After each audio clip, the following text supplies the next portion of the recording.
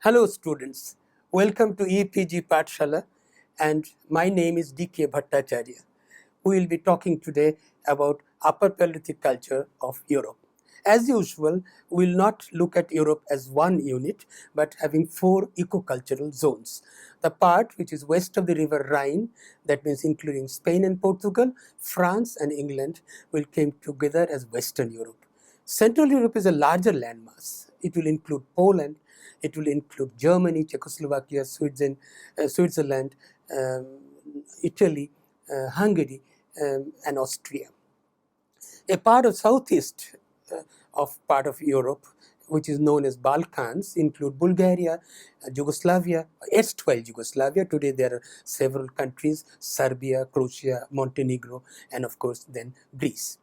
The part which is east of this landmass is called Eastern Europe, which basically contains Romania, Ukraine, Belarus, and White Russia.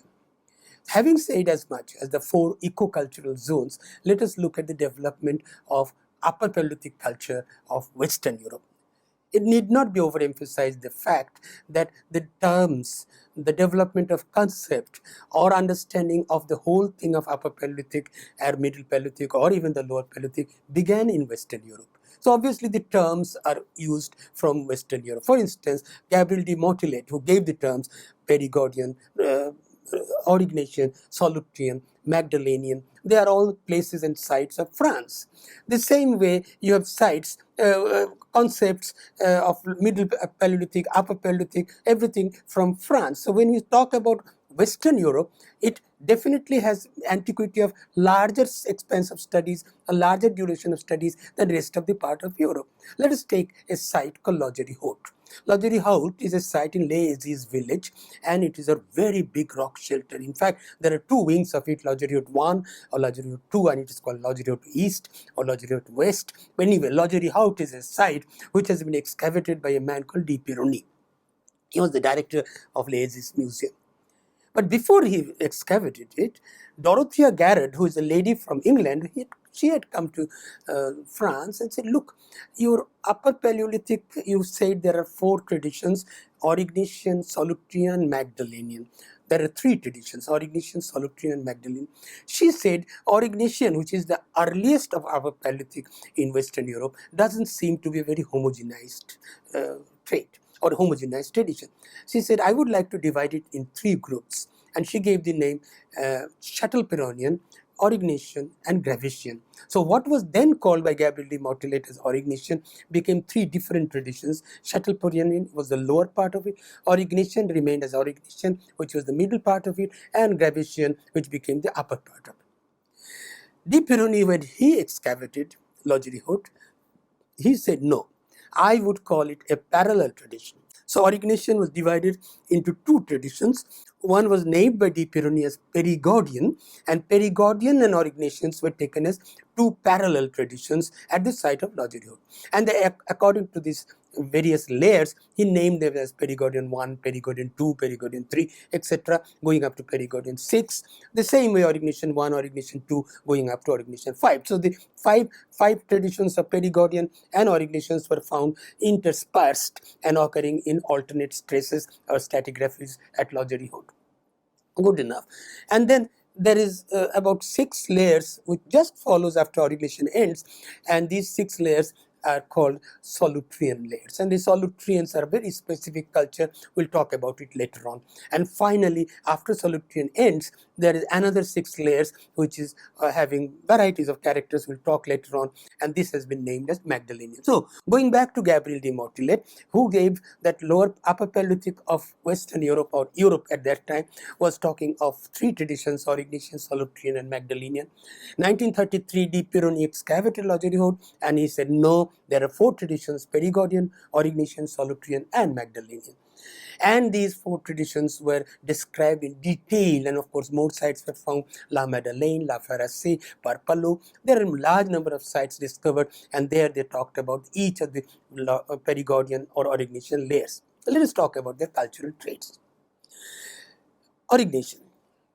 Well, let's take Perigordian first. Though Perigordian is the first cultural layer of Upper Paleolithic after Mousterian ends, is Perigordian. So let's take Lower Perigordian. Lower perigordian is characterized by blades which are blunted along one border.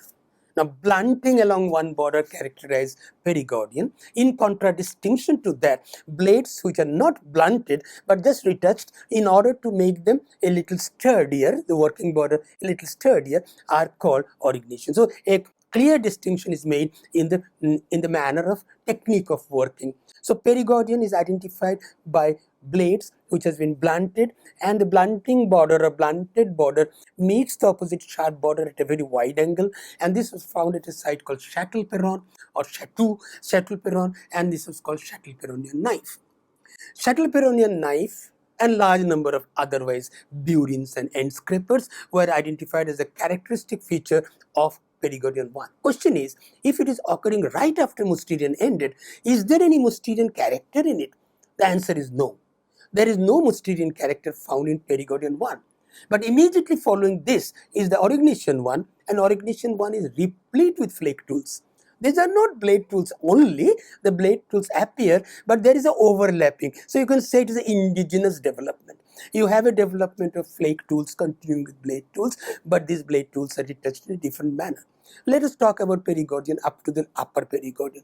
Perigordian has 6 groups. We call them lower perigordian for a while, and the upper ones as upper perigordian, which is just before Solutrean starts. All through, perigordian is very poor in bone tools. There are no bone tools. All along, there are huge amount of blade worked with blunting done. Now, blunting is the characteristic marker of defining perigordians. So, you have a Châtelperronian knife in the lower part, and in the younger part, in the upper perigordian, you have the same knife. The backed part meets the sharp border at a lower angle, at a low angle, so that it becomes a point. It's no longer a knife, and this point is called gravation point. In fact, many people call it gravation phase. So you have a gravation point characterized in the younger perigordian or upper perigordian, and you have a lower perigordian or older perigordian where the characteristic type is a Châtelperronian knife. Beyond this, end scrapers and burins replete. End scrapers and burins don't have to be worked with backing, because they can be worked both in orignation as also in perigordian without backing or with backing. So you have varieties of types which characterize perigordian, and this is the mainstay of the largest stay. The perigordians start from around 40,000 and they continue for up to 27,000. So it's a huge duration of perigordians that you find in Lodgery. Let us look at orignation. Day 1, the first orignation 1, beautiful bone tools start appearing. Now imagine, perigordian orignations are more or less occurring coevally at the same time. But orignations have beautiful bone points or ivory points, which are called split base lance points. The very beautiful points, elongated 6 to 7 centimeters in length, and they have a split base. The base is split along the breadth axis, and then of course they have varieties of split in the end up to up to orignation 6 or 5, where you find the beveled base points. So you have varieties within them, but otherwise also stratigraphically they are different. What are the tool types? You have beautifully retouched blades, all along retouched, as if it is, if you take a bullet and cut it horizontally, and you look like a snail. It's a snail or a bullet cut horizontally, and that looks like a type which is very, very clear of orignation variety and a characteristic variety, and it's called orignation blade. Orignation blade is a blade which is all around retouched, including terminal ends, not only 2 borders, including the terminal ends. Another type, all along 2 borders are retouched, including terminal end, but medially a kind of constriction is created. And rightly, they are also called strangled blade, as if somebody strangled them in the middle. So they are called strangled blade. Let us look at another side. There is a beautiful burin called Basque burin. This is also characteristic of orignation type. Perigordian doesn't have a Basque burin. So what is the Basque burin? You take a thick flake, and in the thick flake, one of the burin facet is normal inclined facet. The other one is a convex facet. A convex facet, and this convex facet is obtained by previously making a notch here and then giving a blow, and because of the notch this part becomes weak and the force turns convex. So the flake comes out in a convex manner. So this is a very interesting variety and a very specialized variety of burine, which is again characteristic of Aurignacian and not Perigordian. Let us look at the third point. Third point is also very interesting. A core end scraper is made. A nodulous core is taken, a kind of a slice is taken off, and then along the border a end scraper form is formed. So it is more or less like a push plane. In French it is called rabot. Then you have a kind of flat area and a huge end scraper so that you can push it on along the wooden floor or wherever you are trying to work with. This is called carinated end scraper. Again, a carinated end scraper is not found in Perigordian, but it is found in Aurignacian. So here are two very distinct parallel development after Mousterian ends. Upper Paleolithic begins, and mind you, Upper Paleolithic begins with only one race, and the race is called Homo sapiens sapiens. You have Cro-Magnon, Chancelade, and Grimaldi, all Homo sapiens sapiens. And it begins, but it begins with two cultures. Now here again, you have to accept that if culture changes, the physical type doesn't change. The physical type remains the same.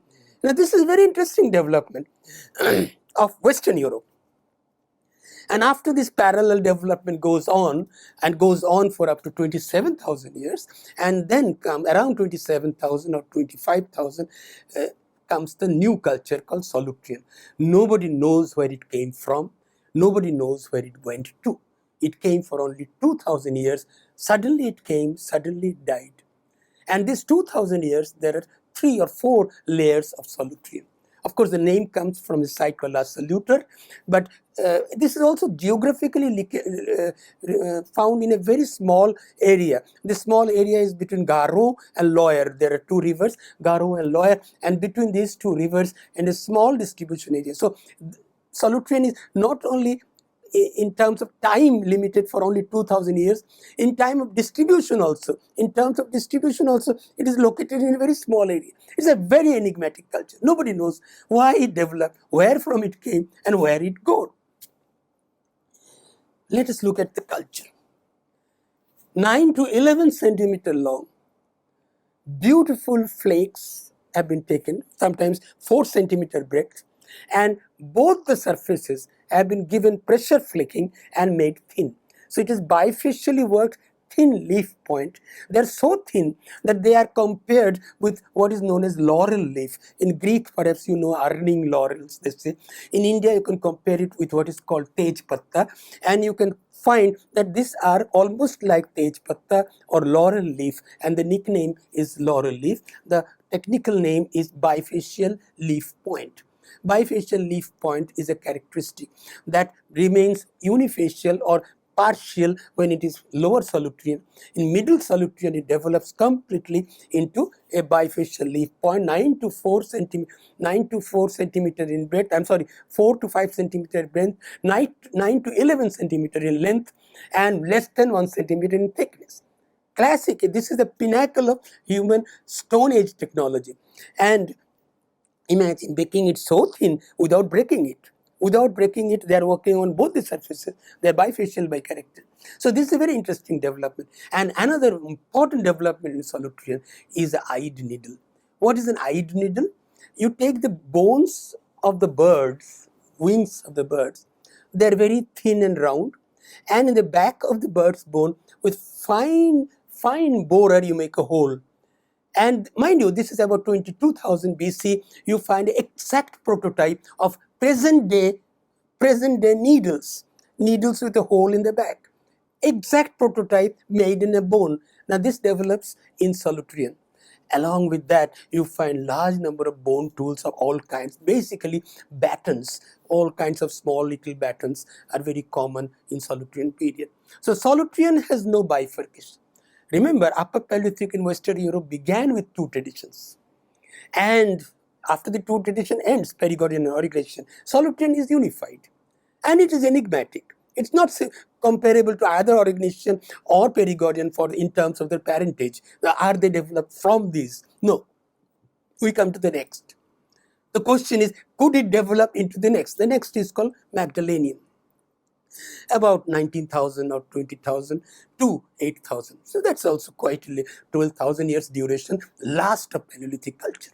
Magdalenian. The name comes from La Madeleine site, and of course there are 6 layers at Logeri-Hood. This is the first time you find that if you take a percentage count, stone tools become less than 15%, bone tools become 80%. So the shift of tools immediately goes to bone tools, high number of bone tools. Each of the bone tool is given engraving of some animal forms or crisscross design, art galore. Every piece is having art execution on them. And stone tools are more or less and completely similar to Perigordians. Remember, Perigordians are not directly coming to Magdalenian. There is a whole lot of Solutrean in between. But the Perigordians have the backed element, and the backed element gravation point. In Magdalenian, the stone tools are basically all backed points. So you call them gravation points. In addition to these, there are 2 new types that comes in Magdalenian. One, it's called raclette. Raclette is a type which compares exactly with a carom board striker. It's a thick flake where all along the flake, all around the circumference, you blunt it and it becomes thick. So it compares almost to the carom striker. One may ask, sir, all along our life in the cultural history, we have been working so hard to get a sharp point. Sharpness was always desired by flaking. Why in Magdalenian everybody is doing backing or blunting? Blunting seems to be the main theme song of the day. Now the reason is very simple. And of course, along with that, both Solutrean and Magdalenian, borers galore. Hundreds of borers, fine borers, which are called in French épine or pursuer. There are small spoke-shaped borers galore. Now you can see why those bone-eyed needles require a boring. I mean, imagine a bone which is from the bird's wings, and that having a bored hole in the posterior end. What kind of borer do you require? You require very fine borer. Good enough. So you have a type called raclette, and I will explain why it is important. And then we have another type called parrot beak burin. This is almost like a raclette, and in the raclette you give an inclined blow, then a part breaks down and a burin is formed. All along in the Upper Paleolithic, you feel or you see a complete overemphasis of working with leather. Borers, leathers are all the time emphasized, and when you are cutting the skin of an animal, you require a blunt edge. If you take a sharp edge, and your sharp edge you're kind of scraping off the flesh from the leather, then it will cut. But you take the backside of the knife, if you can see the backside of the knife to stretch the skin, then you don't cut the skin. So raclette is specifically shown the blunting part seems to have been worked for leather working. We can't have any other explanation for this kind of a carom striker tool that became very famous in Magdalenian period. Good enough, this is the French development, right, wonderful. All of them having skeletons of upper Paleolithic Homo sapiens sapien. Let us go to the parts which are in south of France, and let us come to Spain. We do not have many good sites in Spain, but whatever we have, there we have a site called Parpallo, we have a site called Isturiz. These sites are more or less reflecting the same picture as French Upper Paleolithic. The Middle Paleolithic, if you remember Goudenus Cave, they did not reflect the French pictures. And so much so that Francois Bode has to give the name of Vasconian. And you go and cross the channel and go to England, you come to Pinhole Cave. Again, there is an Upper Paleolithic which is not a reflection of the French variety. So you have all along a development which shows a kind of peripheral influence. The whole activity seems to be in France, and a kind of peripheral influence that is getting seeped into Spain and seeped into England. Western Europe therefore shows more or less, unlike the Middle Paleolithic period, more or less shows a kind of uniformity of development. Pinhole also shows the more or less same reflection of the Solutrean and Magdalenian culture. Let us come to Central Europe. Central Europe also has a large number of sites, but we'll pick up one site which is from Austria, very close to the city of Vienna and by the side of the river Danube or Donau. This site is called Willendorf. Willendorf is an open-air site, but it is fortunately also a site which is having primary habitational evidences. Willendorf has been excavated by a man called Felgenheuer, and this excavation has revealed about 9 cultural layers, very big cultural layers. And these cultural layers have shown a development which is very, very peculiar. Peculiar in the sense, number one, there is no Erignatian Perigordian difference. There is no Solutrean Magdalenian difference. We were so clear-cut evidences of the 4 traditions that we saw in France. The moment you come to Central Europe, there seems to be a mixture of all the 4. I'll put it this way. Say layer 1 to layer 6. Layer 1 to layer 6 is more Aurignacoid, but typically not Aurignatian, but layer 7 to layer 9 are more gravitoid or upper Perigordian type. But then again, it's not pure upper Perigordian. That means a carinated end scraper may continue here, a split base bone point may continue there. So there seems to be a mixture. What do we do with it? Well, what do we call it? Some people said, why don't you call it Aurignatio-Gravitian? The culture of Central European Upper Paleolithic is one tradition, call it Aurignatio-Gravitian. The Central Europeans said, why should we borrow French name? We won't borrow French name. We'll have our own term. And they say, we'll call it East Gravitian, referring again east of France. But that apart, the East Gravitian, the tools are Aurignatian and Perigordian combined, good enough. But then there is another object which became world famous. There was about a 9 centimeter big stone curved into a female figurine, and this was called the Venus of Willendorf. It was nicknamed, Venus is a beautiful lady, the god of beauty, but she was the god of ugliness. She was not at all beautiful, but it was given nickname as Venus of Willendorf. Of course, in archaeology we call them as mother goddess or female statuette. So this was very interesting. This was a figure which shows no face, basically a full head, and over the face also there is a curved lines showing that is all full of hair or hair marks. There is no neck either. Their hands are shown up to this part, but there is a very big bulbous breast, and even the backside is very bulbous, and it shows secondary sexual traits has been exaggerated. I repeat, secondary sexual traits have been exaggerated. There is some mark of ochre, powder of ochre in the navel region of the lady, and it seems therefore that maybe ochre was used to propitiate some kind of a religious cult, we do not know what. But this is the first time, remember, this is the first time we are getting an evidence of human mind during prehistoric period. Prehistoric period, we have always had evidence of tool types, the products, the antiquities of tool types with which he must have hunted. But we never have any antiquity which refers to his anxieties, his happiness, his imperatives, his sorrowness, all these issues of human mind which are part of non-material culture. Non-material culture, we had no evidence, and we accepted it. But this is the first time, about 27,000 BC dated, the mother goddess or the female figurine or the Venus of Willendorf first time explains that human mind had a kind of imperative. What could be the imperative? Why secondary sexual traits? The imperative is very clear. Man is all the time worried for fertility, not human fertility. Human fertility is the worry of present day crowd. The fertility of his subsistence base. Have I eaten them all? If I don't find an animal tomorrow, then I have eaten them all.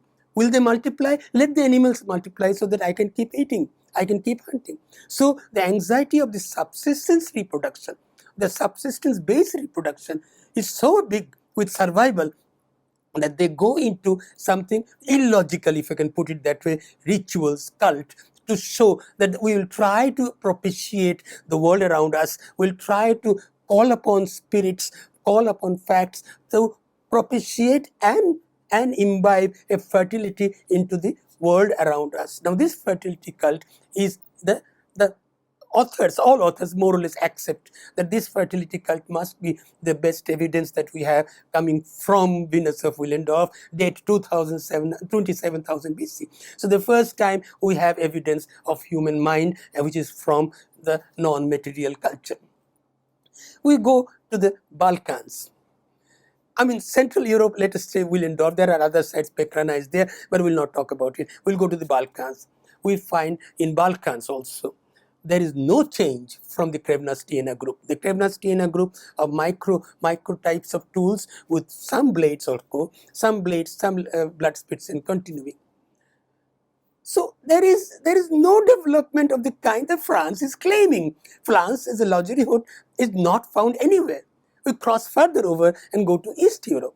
When you go to East Europe, Moldova for instance, excellent habitational details. 27 fire hearths in one hut.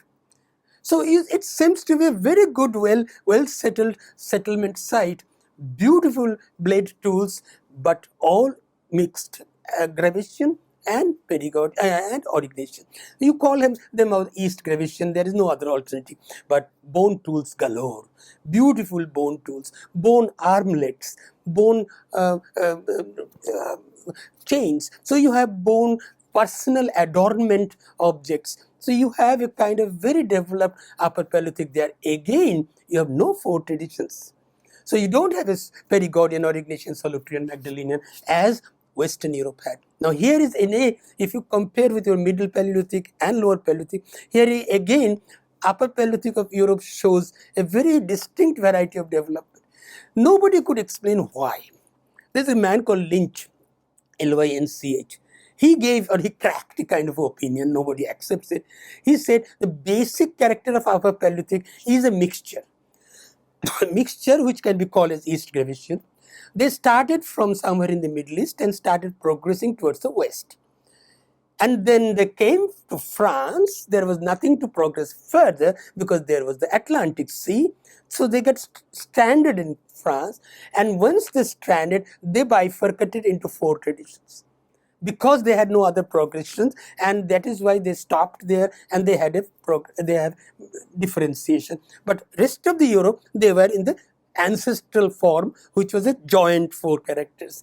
We do not know whether it is correct or not. But fact remains, Upper Paleolithic of Europe, if you look very clearly, is showing again a difference of the four zones. I repeat again, Krevna-Stiena is not luxury hood. Luxury hood is not Willendorf, and Willendorf is not Moldova. Thank you.